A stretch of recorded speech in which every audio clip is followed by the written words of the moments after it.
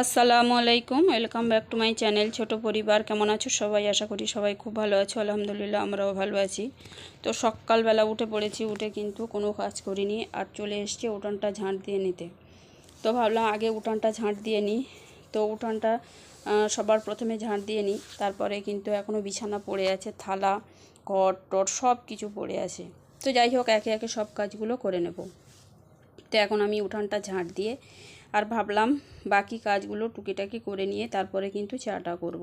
তো ছেলে বললো, মা আমি পড়তে বসবো, চাটা করো, খেয়ে নিয়ে তারপরে পড়তে বসবো। তো ভাবলাম আগে করে দিয়ে খেয়ে দিয়েও পড়তে বসুক, তারপরে আমি আমার কাজগুলো করব। তো দেখো এখানে চা করে নিয়েছে। আর ওর আব্বু সকালবেলা খায় না, মানে আমার একটু উঠতে দেরি হয় বলে চলে যায়, বাইরে খেয়ে নেয় চা। আর তারপরে কিন্তু আমি এখানে চা করে আমরা দুজনে খেয়ে নিয়েছিলাম। আর যেহেতু আমরা দুধের চা খাই না, লিকার চাটাই খাই, ওই জন্য করে দুজনের জন্যে একটু লিকার চা করে নিয়েছিলাম, একটু চিড়ে বাদাম নিয়েছিলাম। তো যাই হোক, ওগুলো খাওয়া দাওয়া করে আর তারপরে চলে আসলাম কিন্তু বিছানাটা তুলতে। আর বিছানায় কিন্তু অনেক কিছু জিনিস থাকে, অনেক বিছানার চাদর টাদর থাকে।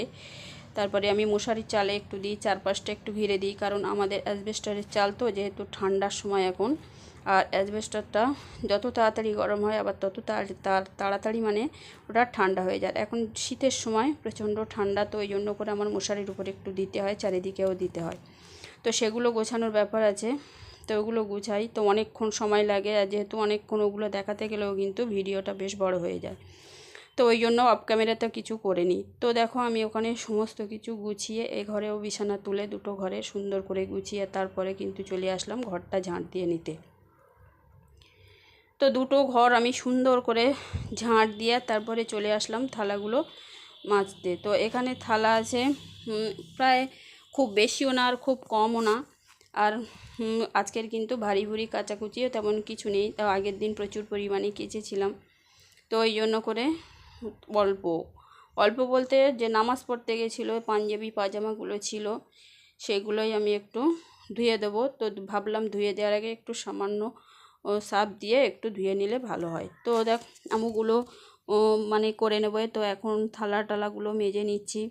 আর এখনও কিন্তু ঘর মোছা বাকি আছে, রান্নাও করতে হবে। রান্না কাজটা বড় কাজ, ঘর মোছাটাও খুব বড় কাজ আমার কাছে মনে হয়, ঝাঁট দেওয়া আর মোছাটা। যেহেতু আমাদের দুটো ঘর আর ওখানে দাওয়া টাওয়া রয়েছে, সমস্ত কিছু অনেক মিলিয়ে বড়, দুটো মিলিয়ে অনেকটা বড়, যেহেতু আমার কাছে অনেকটা মনে হয়। তো যাই হোক, করতেই হবে। তো আমি এদিকে কিন্তু থালাগুলো মেজে ঘষে ভালো করে উপর করে দিয়েছি, আর এগুলো পানি ঝরবে। আর তারপরে কিন্তু আমি এখানে যে আগের দিনে নামাজ পড়তে গেছিলো কাপড় জামাগুলো ছিল, সেগুলো কিন্তু অল্প কিছু সার্ফ দিয়ে আর একটুখানি থাবিয়ে নিয়েছিলাম। তো যেহেতু ময়লা নেই, তো ওই জন্য বেশিক্ষণ আমার ঘষতেও হয়নি, আর বেশিক্ষণ আমার মানে থাবাও দিতে হয়নি। তো এখানে সাদা যেহেতু, এটা কলারের কাছে একটু হাত দিয়ে ঘষে নিচ্ছিলাম। আর এই প্যান্টটা দিইনি, প্যান্টটা রেখে দিয়েছে, কারণ এই প্যান্টটা থেকে একটু রং ওঠে, তো ওই জন্য করে ওটা আলাদা করে দিয়েছিলাম, আর ধুয়েও নিয়েছিলাম সবার শেষে। তো এখানে কিন্তু আমি 3টে গামলায় পানি নিয়ে দুবার ধুয়ে নিয়েছি, আর এটা কিন্তু শেষবার 3বারে। তো আমি এগুলো ভালো করে ধুয়ে আর চলে আসলাম কাপড়টা এইগুলো মেলতে। তো এখানে দেখো বাইরে বেশ কিছু রোদ উঠে গিয়েছে, আর বাতাসও বেশ হচ্ছে। আর আজকের কিন্তু এখানে সরস্বতী পূজা হচ্ছে, সেখানেও মাইক চলছে, আর সামনে বিয়েবাড়ি, তো প্রচুর পরিমাণে মাইকের আওয়াজ দুই দিক দিয়ে। তো কি বলবো, একদম কান মাথা পুরো বন্ধ। তো যাই হোক, যে যার অনুষ্ঠানে সেই তার তো একটা আনন্দ করবে। তো আমি এগুলো মেলে দিচ্ছি। আর এখানে কিন্তু সকালবেলা ঝাঁট দিয়েছিলাম, সেই চাদরটাও একটু রোদে দিয়েছিলাম, গায়ে দিয়ে ঝাঁট দিয়েছিলাম, তো এগুলো রোদে দিয়েছিলাম। তো কত মানে পরিমাণে বাতাস হচ্ছিলো দেখেছো। তো এখানে তারপরে ওগুলো মেলে টেলে আর চলে আসলাম কিন্তু বাজার মানে যা নিয়ে এসছে সেগুলো দেখাই, চলো কী কী নিয়ে এসছে। তো এখানে মুরগির মাংস নিয়ে এসছে, ধনেপাতা, টমেটো, আর ওই কড়াইশুঁটি নিয়ে এসেছিলো। তো ওগুলো ওখানে গুছিয়ে রেখে আর আমি কিন্তু তারপরে আগে দুটো খেয়ে নিয়েছিলাম। তো ছেলে গিয়েছে পড়তে, আর তারপরে আমি একা যেহেতু, ওই জন্য করে একটু খেয়ে টেয়ে নিয়ে ওগুলো ধুয়ে টুয়ে গুছিয়ে চলে আসলাম কাটাকুটি করতে। তো মাংসটাও কিন্তু আমি ধুয়ে নিয়েছি, নিয়ে তারপরে কিন্তু কাটতে বসেছি। তো পেঁয়াজ কেটে নিয়েছি, কাঁচা লঙ্কা, আর ধনিয়া পাতা এগুলো কিন্তু কেটে নিয়েছি, আর অল্প কিছু শিম কেটে নিয়েছি, অল্প কটা ছিল। তো ভাবলাম এটা ভাজি আর মুরগির মাংস আর একটু আলু দিয়ে ঝোল করব। তো যাই হোক, বাড়ি পালং শাক রয়েছে, লাউ শাক, বিট, তারপরে বিনস, এগুলো সব আছে। তো রান্না করিনি, আর এগুলো বিন টিনগুলো কাটতে একটু সময় লাগে, তো আমি শর্টকাটে ওই কটা একটু করে নিলাম। তো ওগুলো কেটে কুটে ভালো করে গুছিয়ে ধুয়ে রেখে দিয়ে আর ভাবলাম ঘরটা মুছে নিই, যেহেতু রান্না করতে বসলে আর ঘর মোছা কিন্তু আমার খুব দেরি হয়। রান্না টান্না করার পরে প্রায় সময় করি, দেখো তোমরা। তো আজকের ভাবলাম সমস্ত কিছু গুছিয়ে, আর অল্প রান্না যেহেতু, ওই জন্য করে মানে ঘরটা মুছে আর এদিকে রান্নাটা করতে চলে আসলাম। তো আমি ওদিকে কিন্তু ভাতও বেশ করে ফুটিয়ে রেখেছিলাম, তারপরে শিমটাও বসিয়ে দিয়েছিলাম, তারপরে কিন্তু আমি ক্যামেরাটা অন করেছি। তো এখানে কিন্তু আমার শিমটা হয়ে গিয়েছে, আর ভাতও ফুটিয়ে নামিয়ে রেখেছি, আর এখানে মাংসর আলুটাও কিন্তু ভাজা বসিয়ে দিয়েছি। তো বেশ কিছুক্ষণ ভেজে একটু লাল লাল করে আমি তুলে নেব। আর এখানে দেখতে পাচ্ছ নতুন আলু, মানে তেলে পড়লে, গরম তেলে কিছুক্ষণ নাড়ার পরে একটু নরম হয়ে যায়, আবার ঠান্ডা হয়ে গেলে কিন্তু একটু শক্ত শক্ত ভাব হয়। তো ওটা আমি লাল করে ভেজে নিয়ে তার তেল দিয়ে আবার কিন্তু মশলাটাও দিয়ে দিয়েছিলাম। তো সমস্ত মশলা দিয়ে কষে, একটু পানি দিয়ে কষে টষে একদম রেডি করে নিয়েছিলাম। আর টমেটোটা কিন্তু সবার শেষে দিয়েছিলাম। তো ওতে মাংস দিলে কিন্তু আর কষতে কষতে কিন্তু টমেটোটাও গলে যাবে। তো আমি সব শেষে একটু কাঁচা লঙ্কা দিয়েছিলাম, মাংসেতে একটু কাঁচা লঙ্কা বা মাছের ঝাল টাল করলে একটু কাঁচা লঙ্কা দিলেও শেষে ঝোল ফোটার সময় গন্ধটাও কিন্তু খুব সুন্দর আসে।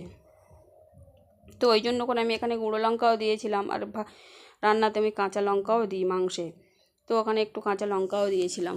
তো দেখো এখানে মাংসটা আমি নামিয়ে নিয়েছি, আর ভাতটা কিন্তু ওদিক দিয়ে আমি ফ্যান ঝারিয়ে নিয়ে আমার রান্না কমপ্লিট করে নিয়েছি। তারপরে আমি গ্যাসটা মুছে নিয়েছি, আর যেহেতু আমার উনুনটা ভাঙা আমি রান্না করি না, তো ওই জন্য করে গ্যাসে রান্না করি। আর এরকম কিন্তু প্রত্যেক দিনই আমি রান্নার পরে কিন্তু গ্যাসটা মুছে নিই, কাপড়ের একদিকটা ভিজিয়ে নিই, ভিজে কাপড়টা দিয়ে আগে প্রায় মানে পুরো গ্যাসটাকে ভালো করে মুছে নিই, তারপরে কিন্তু শুকনো কাপড় দিয়ে ভালো করে মুছে করে নিই, শুকিয়ে নিই।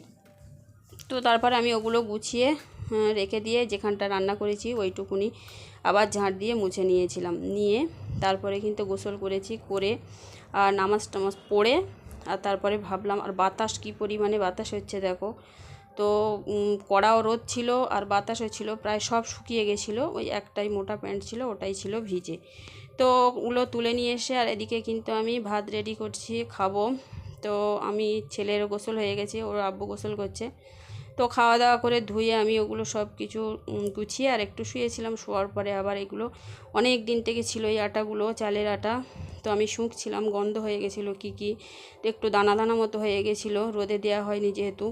তো ভাবলাম, অনেক দিন থেকে ভাবছি যে একটু চালের আটাগুলো একটু মানে চালাতে চেলে নিয়ে একটু রোদে দেবো। তো এ কাজ সে কাজে চলে যায়, এগুলো আর হয় না। তো ভাবলাম আজকের যেহেতু সব কিছু হয়ে গেছে, তো আমি এগুলো একটু সময় করে আমি চেলে নিই, তো পরের দিন সকালে দিয়ে দেবো, যেহেতু বিকাল হয়ে গেছিলো, রোদ পড়ে গেছিলো, রোদ নেই। তো বাটি দিয়ে দেখছিল ওগুলো আমি ওই দানাগুলো একটু চেপে চেপে মানে ভেঙে নিচ্ছিলাম। আর তারপরে এই হলুদগুলো কিন্তু বাড়ির হলুদ, আমার মেজো শ্বশুর দিয়ে গেছিলো, বাড়িতে ভাঙিয়েছিল, তো অনেকটা পরিমাণ দিয়েছিল, তো শেষ হয়ে গেছে প্রায়, এটাও কিন্তু আমি চেলে নিয়েছিলাম, এগুলোও দানা দানা হয়ে গেছিলো। তো এগুলো কিন্তু পরের দিন সব কিছু রোদে দেবো। তো বন্ধুরা, আজকের ভিডিওটা এই পর্যন্ত। যদি ভিডিওটা ভালো লেগে থাকে তাহলে লাইক, কমেন্ট, শেয়ার, আর অবশ্যই কিন্তু সাবস্ক্রাইব করবে, আর পাশে থাকা বেল আইকনটি কিন্তু প্রেস করে দেবে। তো আজকের ভিডিওটা এই পর্যন্ত। তো পরবর্তী একটি ভিডিওতে দেখা হচ্ছে, ততক্ষণ সবাই সুস্থ থাকবে, ভালো থাকবে। আল্লাহ হাফেজ।